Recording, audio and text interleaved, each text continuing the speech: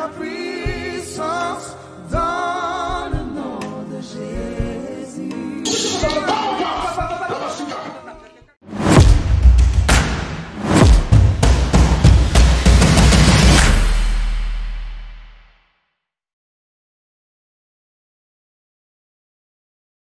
Servent Dieu. Tous ceux qui cherchent Dieu jour et nuit, tous ceux qui se sont donnés corps et âme à servir Dieu, Hérode s'élève pour le combattre. Ce n'est pas pour rien en ces temps-là. Lorsqu'Hérode a su que le Christ était né, il y avait une étoile qui était en train de briller. Hérode s'est levé maintenant. Comme il ne savait pas, là où le Christ était, alors dans la colère d'Hérode, afin qu'Hérode puisse tuer tous les enfants qui étaient en ce temps-là à Bethléem. Amen.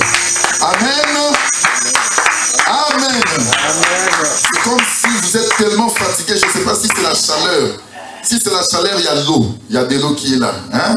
Est-ce qu'il y a la joie? Amen. Ça se montre qu'il n'y a pas la joie. Vous savez, David disait, j'ai la joie lorsqu'on me dit d'aller dans la maison de l'Éternel. Amen.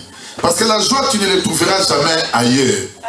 Un enfant de Dieu ne trouve que la joie lorsqu'il est dans la présence de Dieu. Parce qu'il sait que dans la présence de Dieu, il y a la main de Dieu qui est là. Amen. Est-ce qu'il y a la joie? Amen. Est-ce qu'il y a la joie? S'il y a la joie, nous acclamons pour le roi des rois. Nous acclamons pour le Seigneur des seigneurs. Nous acclamons pour le Dieu puissant.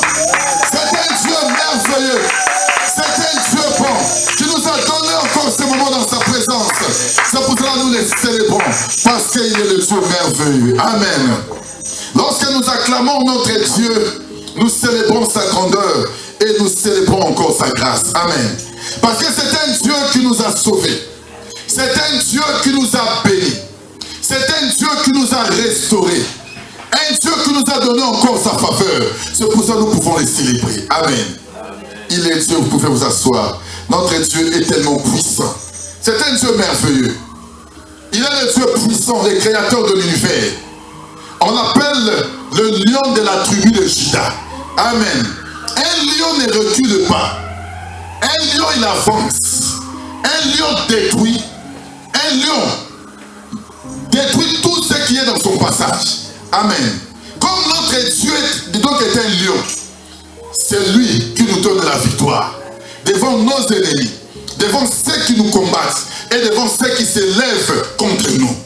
Amen. C'est pour cela que ta foi doit être seulement tournée devant le roi des rois.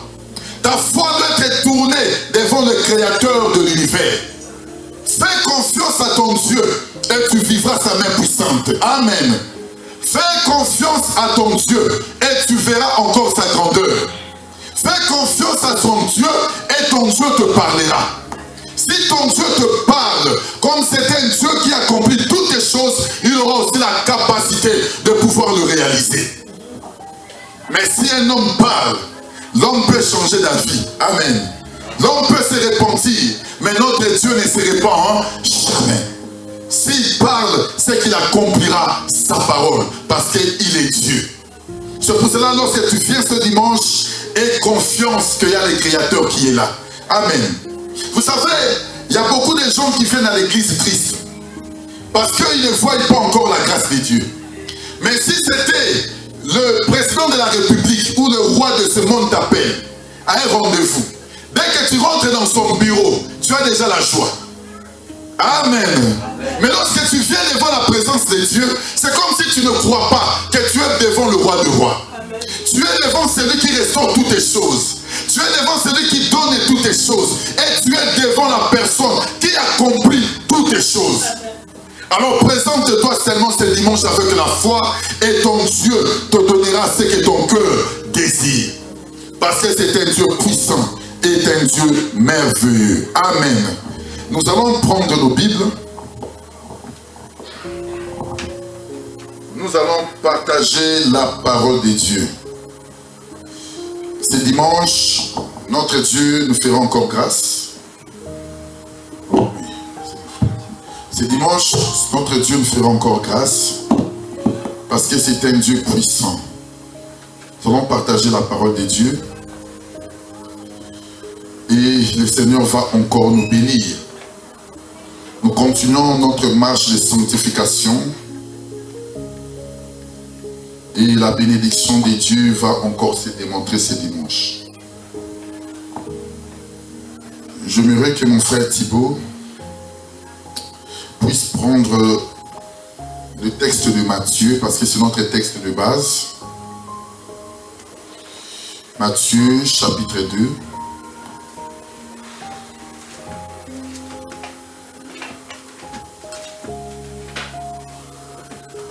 Matthieu, chapitre 2.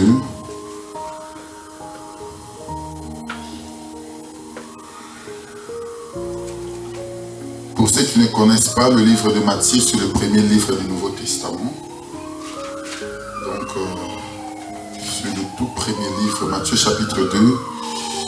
Tu peux commencer verset 1 et puis on va sauter. Matthieu, chapitre 2, verset 1. Jésus naquit à Bethléem en Judée à l'époque du roi Hérode. Or, des mages venus d'Orient arrivèrent à Jérusalem et dirent : Où est le roi des Juifs qui vient de naître? En effet, nous avons vu son étoile en Orient et nous sommes venus pour l'adorer. Quand le roi Hérode apprit cela, il fut troublé et tout Jérusalem avec lui. Il rassembla tous les chefs des prêtres et spécialistes de la loi que comptait le peuple et leur demanda où est le Messie qui devait naître. Ils lui dirent à Bethléem en Judée, car voici ce qui a été écrit par le prophète. Et toi, Bethléem, terre de Juda, tu n'es certes pas la plus petite parmi les principales villes de Juda, car de toi sortira un chef qui prendra soin d'Israël, mon peuple. Ok, tu peux sauter. Tu prends le verset 9. Après avoir entendu le roi, ils partirent.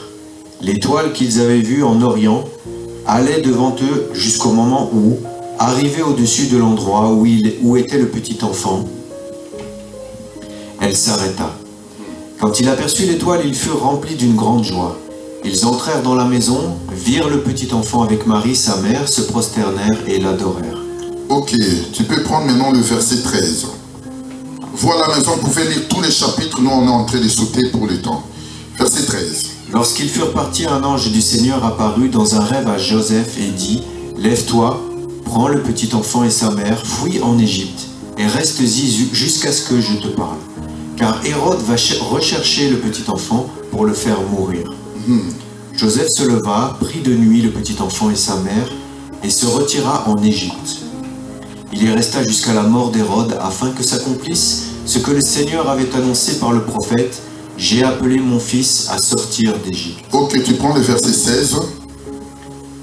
Quand Hérode vit que les mages l'avaient trompé, il se mit dans une grande colère et il envoya tuer tous les enfants de 2 ans et au-dessous qui étaient à Bethléem et dans tout son territoire. Ok, tu peux prendre maintenant le livre de Jérémie.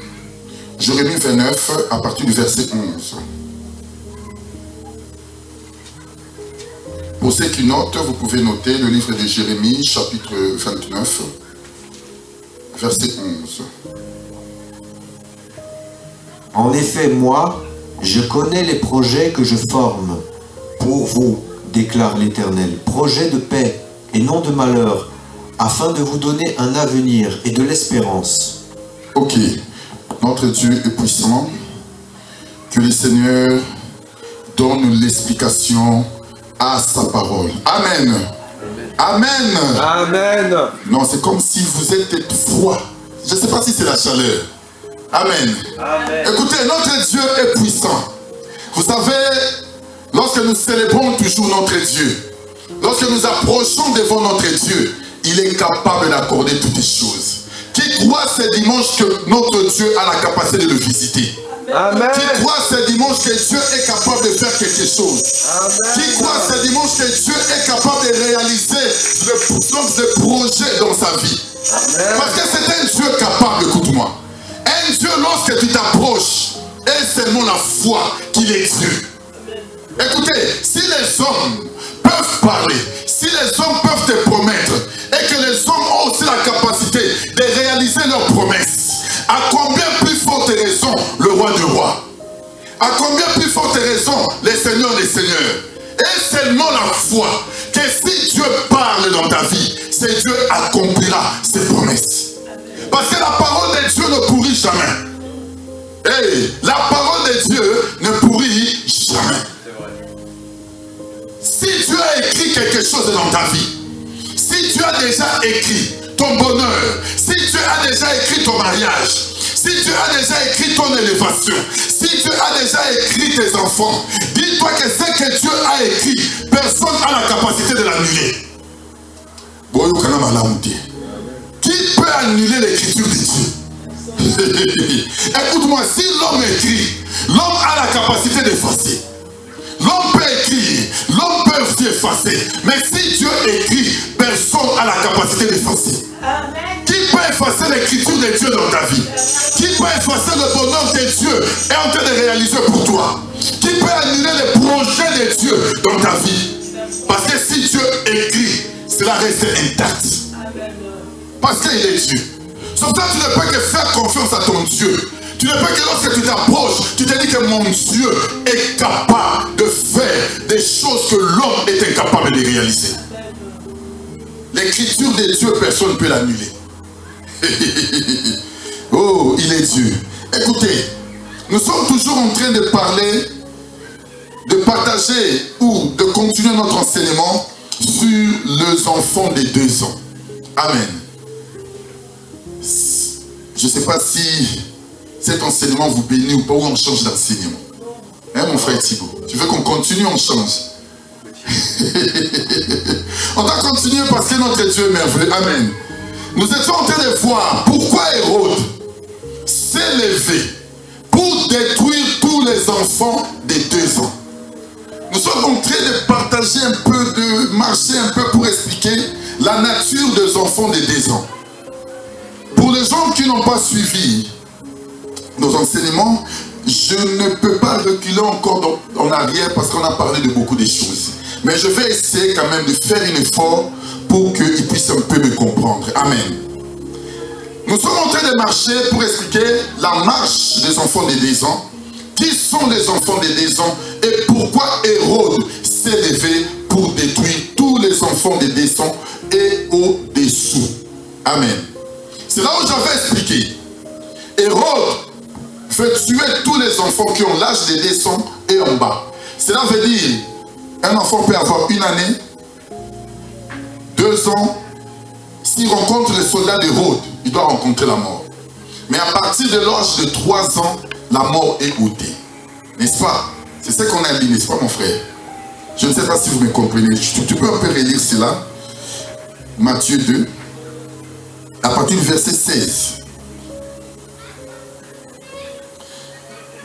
Pour la meilleure compréhension.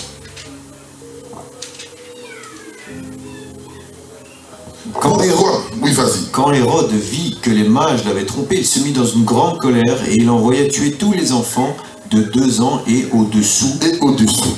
Qui étaient à Bethléem et dans son territoire. Voilà. Cela veut dire la colère d'Hérode ne s'élève que sur tous les enfants de l'âge de 2 ans et au-dessous.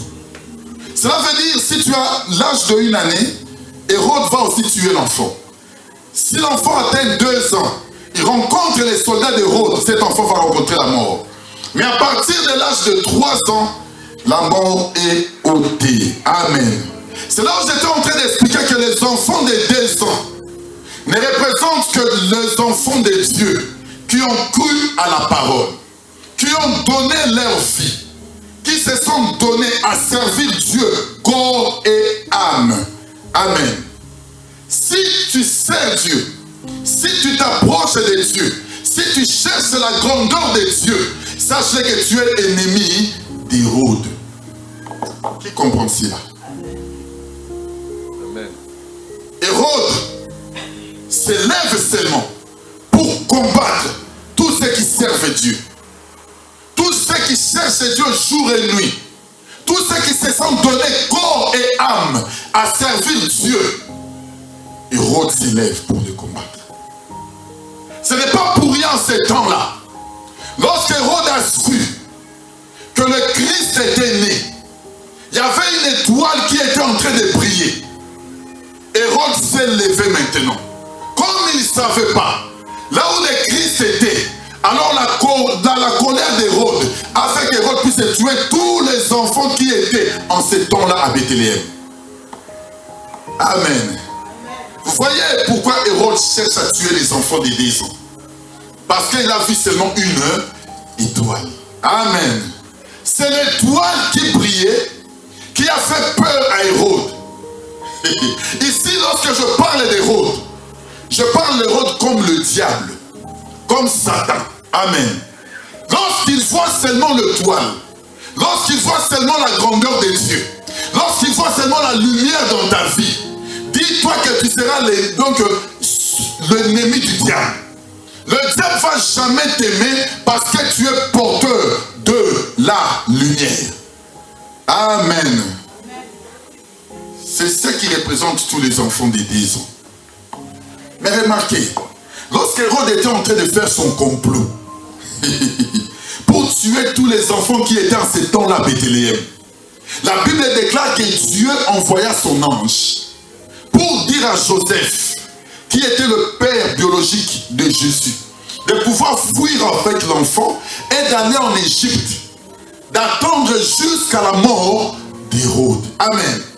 Hérode était en train de faire ses projets. Il était en train de penser. Il était en train de réaliser ses projets pour détruire tous les enfants qui étaient à ce temps-là. Mais l'ange de Dieu est venu aussi avertir Joseph pour dire, écoute, fuis avec l'enfant, car Hérode cherche à le tuer. Amen. Je voulais dire ceci, écoute-moi. Même si le diable est en train de faire le projet contre ta vie, dis-toi que mon Dieu est là. Même si l'ennemi est en train de faire un projet pour détruire ta famille, dis-toi que mon Dieu est aussi présent. Lorsque lui il est en train de penser, il est en train de penser qu'il va te détruire, dis-toi que mon Dieu enverra aussi son ange pour que je sois épargné de la mort d'Hérode. Dieu ne te laissera pas. Dieu ne t'abandonnera pas. Lorsque l'ennemi s'élèvera, lorsqu'il va comploter pour te détruire, dis-toi que mon Dieu fera aussi des grandes choses. Amen. Avant Zambé, il va réaliser ses promesses. Dieu a envoyé son ange pour avertir Joseph. Joseph était ignorant en ces temps-là. Il ne savait pas quelle était la pensée d'Hérode. Quelle était la pensée mauvaise qui était montée au cœur d'Hérode.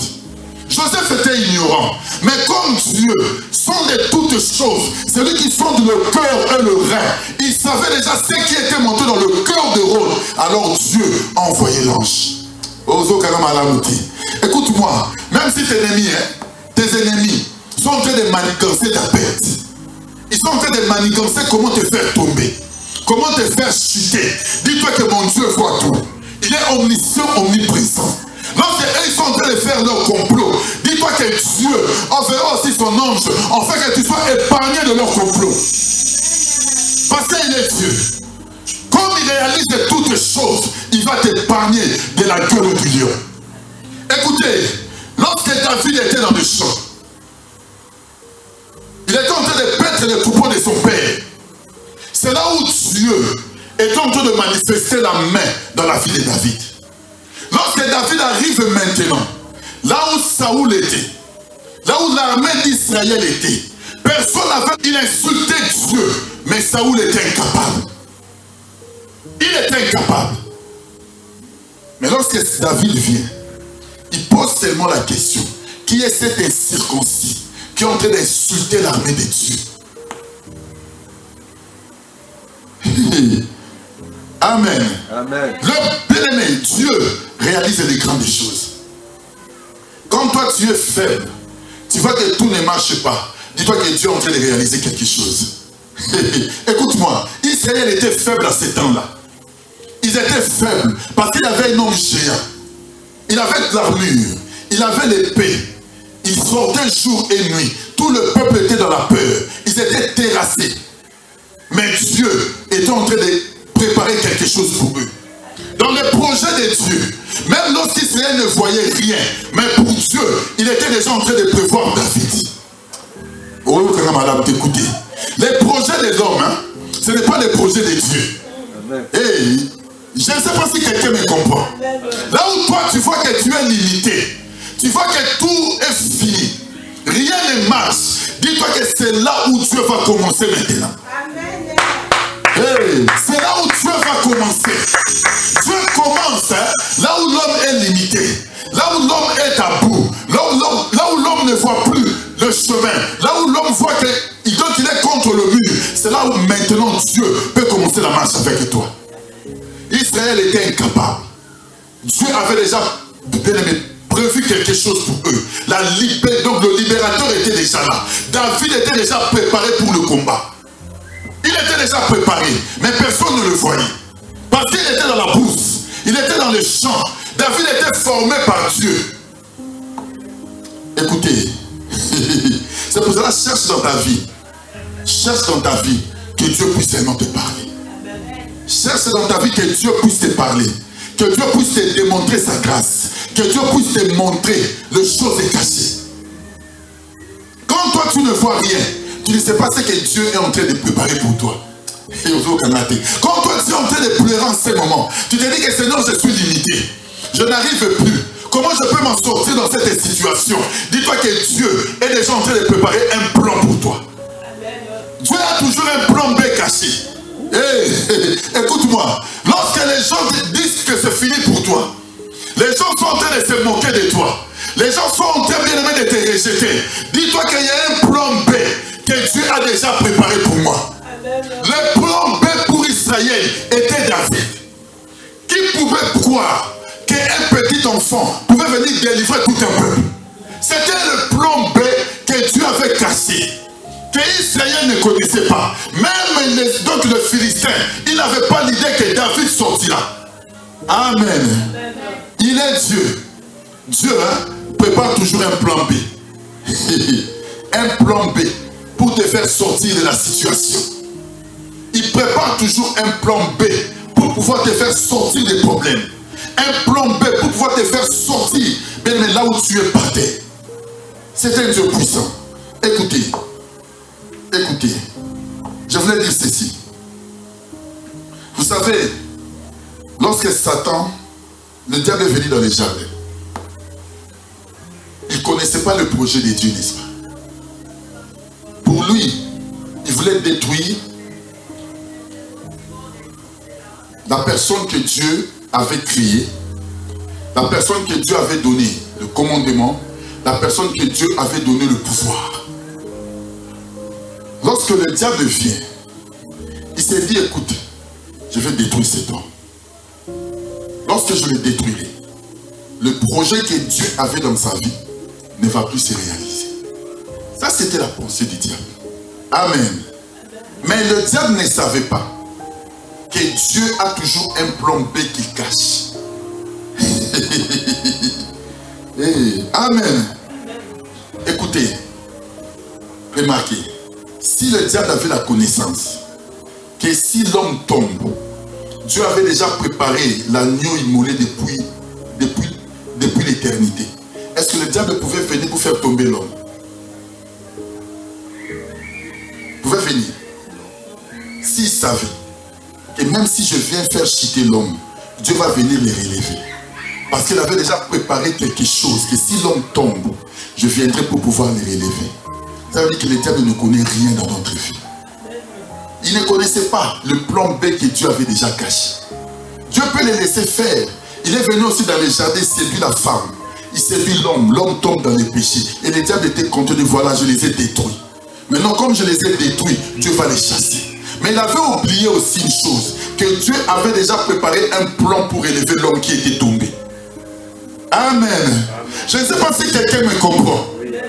Écoutez, même si le diable manigance ta chute, même si manigance ta perte, dis-toi que Dieu a toujours un plan B pour ta vie. Il a toujours un plan qu'il a déjà caché. Les plans que Dieu a cachés, personne ne voit. Le plan que Dieu a caché, personne ne peut imaginer. Dieu viendra seulement pour réaliser ses promesses et que tu puisses vivre sa gloire. Parce que lorsque l'homme est tombé dans les jardins, Dieu avait déjà réalisé, il avait déjà préparé l'agneau qui devait mourir, afin que l'homme puisse être gardé. Ça, c'était le plan B de Dieu. Amen. Ça, c'était le plan B de Dieu. C'était le plan B de Dieu. C'est pour ça que cherche seulement que Dieu puisse te regarder, que Dieu puisse te conduire. Écoutez, on va prendre un passage pour que je puisse bien expliquer la chose. Je vais prendre un passage.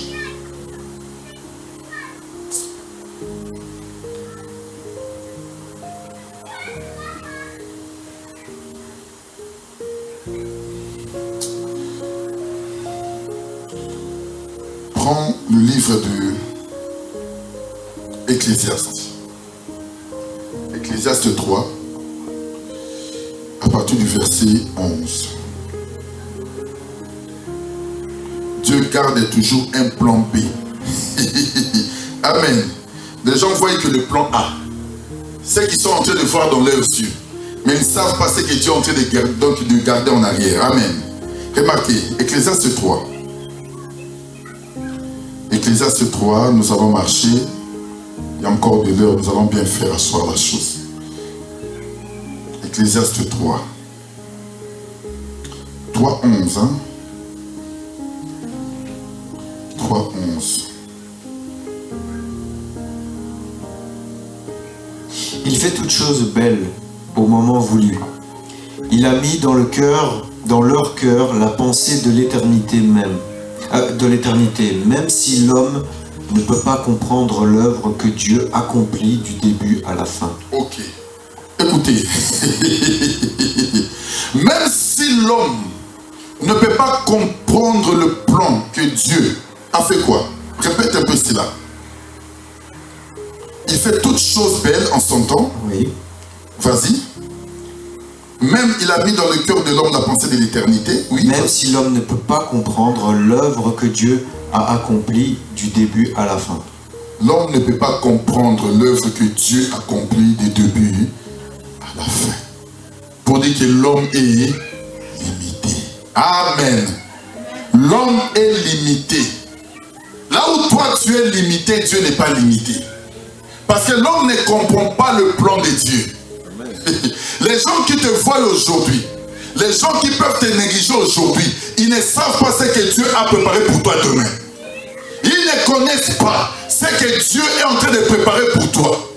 Les gens ne voient que le présent, mais ils ne peuvent pas voir le futur. Amen. Ton futur est entre les mains de Dieu. Ce que tu seras demain est entre les mains de Dieu. C'est pour cela, bien aimé, ne te néglige jamais. Dis-toi que mon Dieu me connaît. Parce que c'est ton Dieu qui connaît ton avenir. C'est ton Dieu qui connaît ton futur. C'est ton Dieu qui connaît. Le diable te combat aujourd'hui. Il ne te combat pas pour rien. Parce qu'il sait ce que tu seras demain. Il voit l'étoile. Il voit la lumière. Et cette lumière lui montre que demain, tu seras quelque chose de... Tu seras quelqu'un de grand. L'homme ne peut pas comprendre le plan de Dieu. Amen. Il ne peut pas comprendre. Dans le livre d'Ecclésiaste, on nous dit, Dieu fait toutes choses en son temps. Hey, écoutez, c'est le temps de Dieu qui fait tomber beaucoup de gens. L'homme est tellement pressé qu'il ne réalise pas que chaque chose, Dieu va l'accomplir à son temps. Aujourd'hui, c'est ton tour. Demain, ça sera aussi mon tour. Chacun à son tour. Amen. Dieu bénit chacun à son tour. Si aujourd'hui toi tu es béni, ce n'est pas un problème. Je ne serai pas jaloux de toi parce que tu es béni. J'attendrai aussi mon temps. Parce que je sais qu'en mon temps, Dieu aussi me bénira. Ne sois pas jaloux de ton frère. Ne sois pas jaloux de ta soeur. Si ton Dieu bénit ton frère, si ton Dieu bénit ta soeur, acclame-le. Acclame-le, accepte sa bénédiction. Lorsque tu acceptes ta bénédiction, Dieu aussi te bénira. Et ce qui tue beaucoup de gens, c'est la jalousie. Lorsque tu es en train de jalouser ton frère, de jalouser ta soeur, tu ne verras jamais la grandeur de Dieu. Écoutez, Dieu fait toutes choses à son temps. Si aujourd'hui tu te maries, c'est ton temps. Amen. C'est ton temps. Si moi je n'ai pas de mariage, je ne serai pas jalouse ou jaloux. Je viendrai seulement t'acclamer. Je viendrai te bénir. Tant que moninga balissé, c'est là. Parce que j'attendrai aussi mon temps. Parce que je sais que mon temps aussi viendra. Je porterai aussi la robe blanche. Les gens aussi viendront m'acclamer parce que c'est mon temps. Les gens aussi se réjouiront parce que c'est mon temps. Attends ton temps. Lorsque ton temps viendra, tu vivras la grandeur de Dieu. Lorsque ton temps viendra, tu verras la main de Dieu. Lorsque ton temps viendra, tu verras la grandeur et la grâce de Dieu dans ta vie. C'est le temps qui fait tomber beaucoup de gens. Dieu ne va pas te donner parce qu'il a béni l'autre. Jamais. Il te bénira à son temps. Amen. Et Dieu aussi ne peut pas tous nous bénir de la même manière. Hein? Chacun a sa capacité. N'est-ce pas? Dieu peut donner à l'autre beaucoup d'argent pour qu'il puisse aider. Il donne aussi à l'autre un peu la moyenne. Dieu ne nous bénit pas tous de la même manière. Ne cherche pas à être l'autre. Sois toi. Reste tel que tu es. Et attends ton temps. Amen. Il fait toutes choses bonnes en son temps. Parce que ce que Dieu est en train de garder pour toi, toi tu ne le sais pas. Lorsque tu es en train d'envier l'autre, tu es en train de jalouser l'autre, tu ne sais pas ce que Dieu est en train de garder pour ta vie. Parce que tu ne le vois pas. Ça c'est le plan B de Dieu. Le plan B de Dieu, même le diable ne peut pas le voir. Le diable peut seulement voir la lumière, peut seulement voir l'étoile briller, mais il ne peut pas voir ce que Dieu a gardé pour toi. C'est pour ça que ne sois pas jaloux. Accepte l'autre. Accepte d'acclamer. Accepte ce que l'autre fait et tu verras aussi la grandeur de Dieu. Amen. Il est Dieu. C'est un Dieu puissant. Écoutez, nous allons encore prendre l'écriture. Mon frère va encore prendre l'écriture parce qu'il est puissant. Prends l'écriture de Jérémie qu'on avait pris tout à l'heure. Et puis nous allons retourner en bas. Jérémie 29, 11. Écoutez.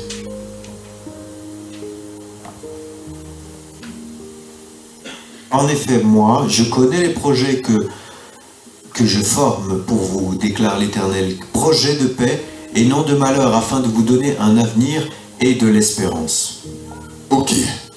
Dieu dit ici au prophète Jérémie, écoutez très bien, je connais le projet que j'ai formé pour vous.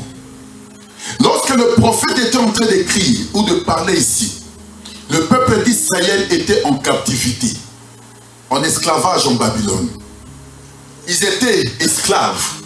Mais Jérémie parle à ce peuple pour leur dire que Dieu connaît le projet qu'il a formé pour vous. Écoutez, cela veut dire, ce que toi tu es en train de voir, ce n'est pas ce que Dieu voit. Le peuple était dans la captivité, dans l'esclavage, dans une prison. Mais Dieu envoie un messager pour leur parler, pour leur dire que je connais. Malgré que tu es en prison, malgré que tu es dans la servitude, malgré que tu es dans la manque, malgré que tu es dans la pleure, Dieu vient te dire que je connais. Oh, qui peut réaliser cela? Toi, tu ne vois rien. Toi, tu vois que tu es bloqué. Toi, tu vois que tu es condamné. Tu vois que tu tournes en rond. Mais Dieu dit, je connais le projet que je formais pour vous. C'est que tu as déjà formé quelque chose qui est là, mais que toi tu es encore ignorant. Que toi tu ne vois pas. Le problème de l'homme regarde la réalité. Amen. L'homme regarde que la réalité. Ce que tu es en train de voir, ce n'est pas la réalité devant Dieu. Il faut que tu changes seulement ta façon de voir pour dire que ce que je suis en train de dire en ce moment n'est pas la réalité. La réalité de ma vie, Dieu le connaît. Israël en prison, Dieu les rassure. Il envoie un messager, il envoie une parole pour le consoler, pour leur dire, je connais. Je connais. Qui peut connaître ton avenir si ce n'est pas Dieu? Qui peut connaître ton lendemain si ce n'est pas Dieu? Dieu connaît ce qu'il a déjà préparé pour toi. Dieu connaît ce qu'il a déjà prévu. Dieu connaît ce qu'il a déjà préparé, afin que demain, tu puisses te réjouir. Mais peut-être toi aussi tu es en prison en ce moment. Comme le peuple d'Israël était en prison. Ils étaient esclaves, ils étaient désespérés. Peut-être tu es aussi désespéré comme ce peuple. Et ce dimanche, je viens te dire que Dieu connaît le projet. Il connaît ce qu'il attend de toi. Il connaît ce qu'il va préparer pour toi. Il connaît ton lendemain. Il connaît ce qu'il va réaliser demain. Parce qu'il est Dieu. Les hommes peuvent te voir souffrir aujourd'hui, mais demain, ils verront la grandeur de Dieu dans ta vie. Parce qu'il est Dieu. Ne regarde pas ce que tu es en train de passer en ce moment. Dis-toi que ce n'est qu'un moment. Hein? Il y a un temps. Il y a un temps. Comme c'est un Dieu des temps, il réalise donc ses promesses à son temps. Lorsque Dieu réalise, c'est pour étonner les gens. Il faut que les gens voient la main de Dieu dans ta vie. Et je veux que quelqu'un dise que les gens voient la main de Dieu dans ta vie. Que tu te dises que dans ma vie, les gens doivent glorifier Dieu. S'ils te voient, qu'ils disent que ça c'est Dieu.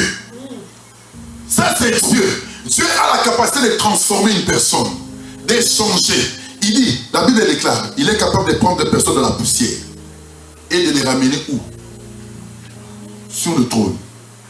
Il dit à David, je t'ai pris lorsque tu étais par terre et je t'ai fait asseoir avec les grands. Il a ramassé David derrière le troupeau. Il était berger en train de paître le troupeau. Dieu est parti les ramasser là-bas. Là où personne voyait la grandeur de David. Là où personne voyait ce que David devait être demain. Mais Dieu savait que ce petit berger-là, qui était en train de paître le troupeau de son père, était le roi d'Israël. Il était le roi d'Israël. Qui pouvait imaginer que ce petit David qui était derrière le troupeau pouvait devenir roi? Parce que dans la maison d'Esaïe, il y avait les frères de David qui étaient là. Ils étaient grands, ils étaient forts, et ils étaient dans la maison. Mais David était derrière, David était dans la bourse. Dieu a la capacité d'aller ramasser une personne là où personne n'a la capacité. Mais Dieu l'a ramassé derrière le troupeau. Amen. Mais il était resté attaché à son Dieu, à servir son Dieu, parce qu'il est puissant. Amen. C'est pour ça que je voulais dire à quelqu'un, attends ton temps. Attends ton temps. Le temps viendra. Le temps de Dieu n'est pas le temps des hommes. Les hommes peuvent voir avec l'œil physique, mais Dieu voit avec l'œil spirituel. Amen. Il est Dieu. C'est pour cela, dis-toi qu'il y a toujours un plan que Dieu a préparé pour moi. Un plan que les diables ne voient pas. Un plan que même les sorciers de ma famille ne peuvent jamais voir. Ils ne peuvent seulement voir que la lumière. Ils ne peuvent seulement voir que la lumière qui brille dans ma vie. Mais ils ne savent pas ce que Dieu a déjà préparé pour ma vie. Vous savez, dans la vie, il faut que Dieu puisse te montrer qui tu seras demain. Moi, je sais qui je serai demain. Parce que Dieu me l'a déjà montré. C'est pour ça que je ne me dérange pas. Je ne m'inquiète pas. Je peux passer des moments difficiles. Je sais que ça, ce n'est qu'un temps. Mais ce que Dieu a déjà prévu pour moi, ce que Dieu a déjà montré dans ma vie, elle s'accomplira. Tôt ou tard, elle s'accomplira. Ne sois pas quelqu'un qui marche comme ça. Non, non, non, non. Il faut prier. Que Dieu puisse te montrer le lendemain. Qui tu seras demain. Tu as déjà prié pour ça, mon frère? Jamais. Amen. Prie que Dieu puisse te montrer qui tu seras demain. Il a la capacité de te montrer qui tu seras demain. C'est pour cela que tu seras bien, mais tu auras une confiance que les hommes ne peuvent pas comprendre. Parce que même si tu marches dans les déserts, tu te diras que c'est un temps. Parce qu'Israël a marché dans les déserts 40 ans. Mais la finalité, il est entré à Canaan. La destination était Canaan. Mais Dieu peut le faire passer seulement dans les déserts pour le faire grandir. Pour le nourrir encore de la parole. Pour qu'il soit fort. En fait, que lorsqu'il rentrera dans le pays de la promesse, que ce peuple puisse garder l'héritage que Dieu les a préparé. Cherche à savoir qui tu seras demain. Ce Dieu de l'avenir. Hein. Vous savez, lorsque tu vas chez le voyant, ils te disent l'avenir, n'est-ce pas? Je vois, mois de juillet, j'aurai un enfant. Au mois de juillet, je vois comme si ton travail va se casser. Comment ils peuvent lire l'avenir? Ils peuvent voir, n'est-ce pas? Le devin. Mais est-ce qu'il dépasse Dieu? Si un homme peut voir avec l'esprit de la sorcellerie qu'au mois de juillet, tu vas perdre un travail ou tu auras un enfant, à combien plus forte raison le maître des esprits? Le maître des esprits. Parce que lui te connaît. Il dit à Jérémie, je te connais. Avant que tu sois formé dans le ventre de ta mère. Je te connaissais. Et j'étais déjà établi prophète des nations. On ne devient pas serviteur par envie. On ne sert pas Dieu par envie. Tu dois être établi. Établi depuis le commencement. Amen. Ça, c'est la réalité de Dieu. Dieu a la capacité de te montrer qui tu seras demain. Écoutez. C'est pour cela qu'il dit à ce peuple, je connais le projet que je formais pour vous. Je connais le projet que je formais sur vous. Dit l'Éternel, projet de paix et non de malheur. Afin de vous donner un avenir et de l'espérance. Je voulais parler à la vie de quelqu'un, tes projets sont entre les mains de Dieu. Ce n'est pas pour rien que tu vois des combats. Le combat, c'est Hérode. Il se lève seulement pour détruire les enfants de 10 ans. Parce qu'il voit en toi seulement la lumière et l'étoile.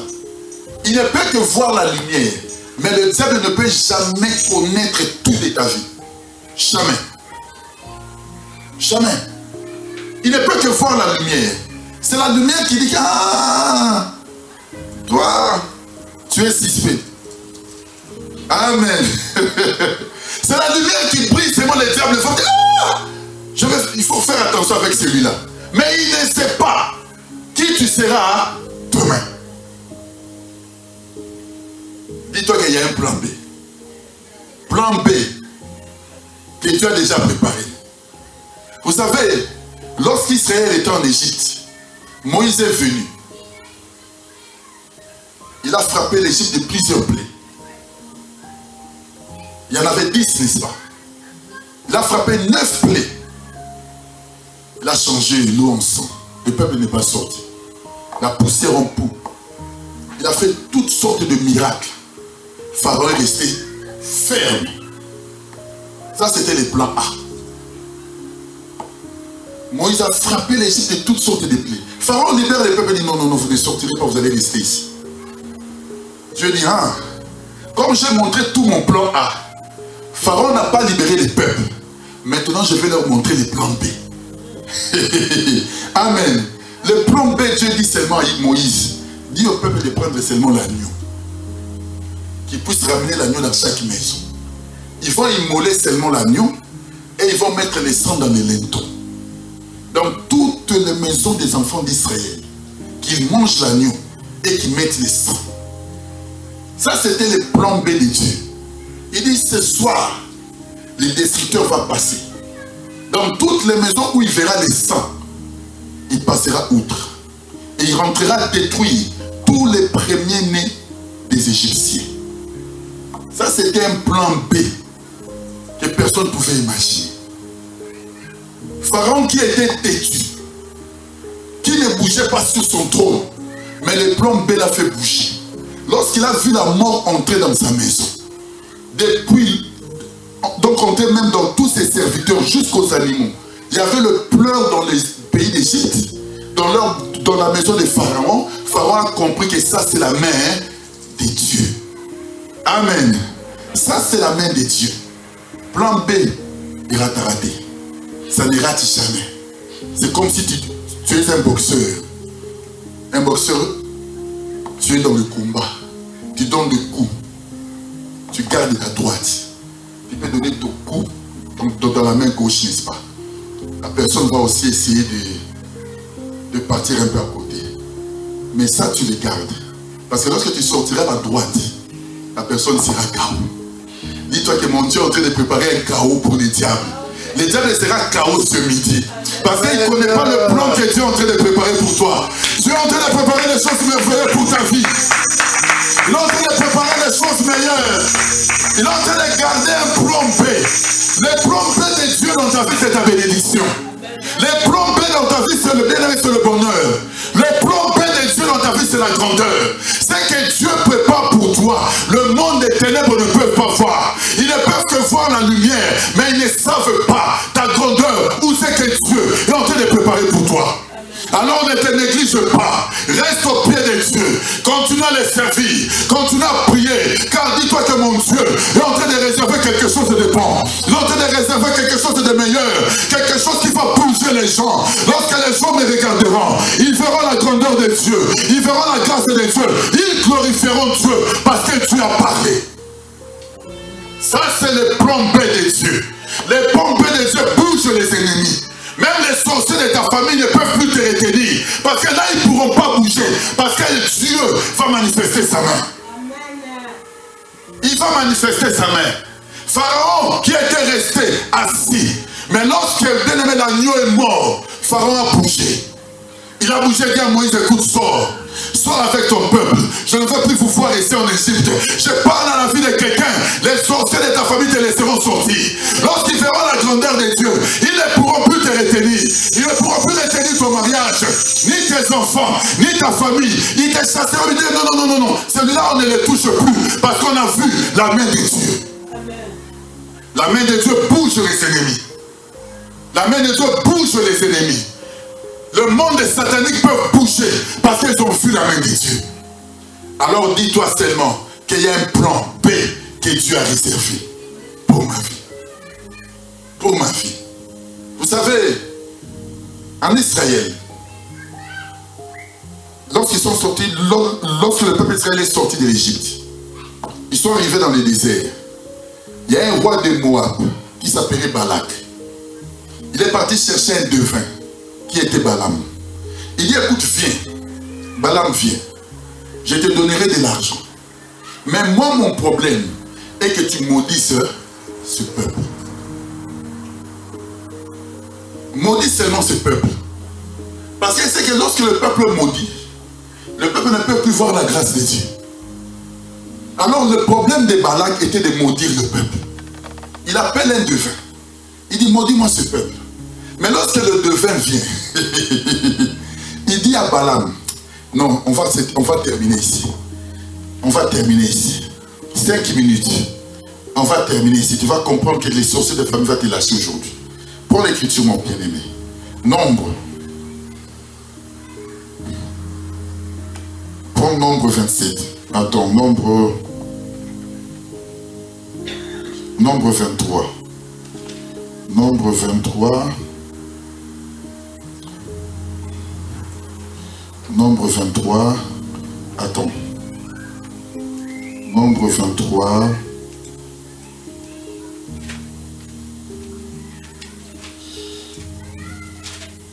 On va terminer ici. Nombre 23, à partir du verset 8. Regardez ce que Balaam, le devin, est en train de dire à Balak, roi de Moab.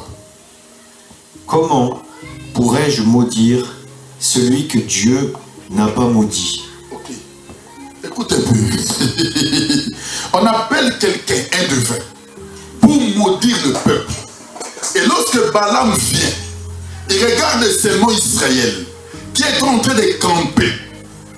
Il dit à Balak le roi, comment pourrais-je maudire? Comment pourrais-je maudire quoi? Celui que Dieu n'a pas maudit. Amen. Comment les sorciers de ta famille peuvent te maudire si Dieu ne t'a pas maudit?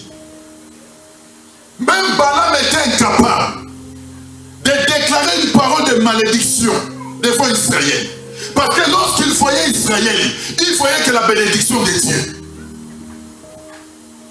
Et si tu es maudit aujourd'hui, pose-toi seulement la question, est-ce que je suis un enfant de Dieu? Parce que lorsque tu deviens un enfant de Dieu, la malédiction n'a plus de pouvoir dans ta vie.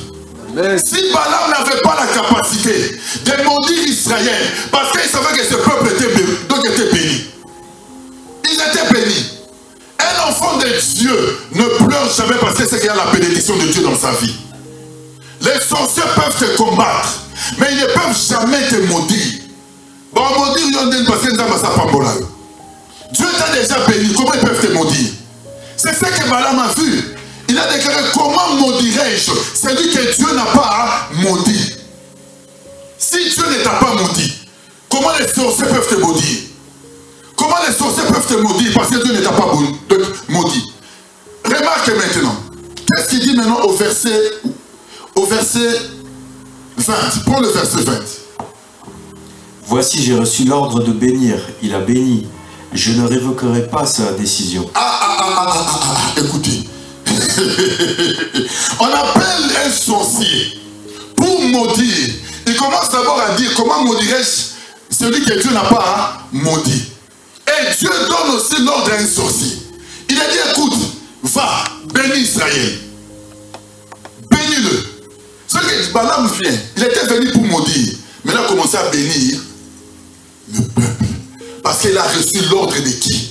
De Dieu. Il dit, voici, je reçus l'ordre de bénir, il a béni, et je ne le révoquerai point. Comment tu peux révoquer la bénédiction de Dieu? Comment tu peux enlever la bénédiction de Dieu devant ses enfants? Comment tu peux enlever ce que Dieu a établi dans la vie d'une personne? Au moins que tu ne connais pas ce Dieu. Amen. Au moins tu ne connais pas ce que tu es. Tu ne connais pas ce que Dieu a déjà réalisé dans ta vie. Comme Dieu t'a déjà béni, personne n'enlèvera ta bénédiction. Tu verras le combat, mais le combat n'enlève pas ta bénédiction. Le combat n'enlève pas ton élévation. Le combat n'enlève pas ta grandeur. Le combat n'enlève pas ton succès. Le combat n'enlève pas ce que Dieu a parlé dans ta vie. Tu verras le combat, mais comme Dieu t'a déjà béni, cette bénédiction se réalisera dans ta vie. Elle se réalisera parce que Dieu a fait quoi? Il a parlé. Si Dieu a parlé, personne n'a capacité de le révoquer. Même si c'est un grand sorcier de ta famille, renommé, il ne peut jamais enlever la parole de Dieu dans ta vie.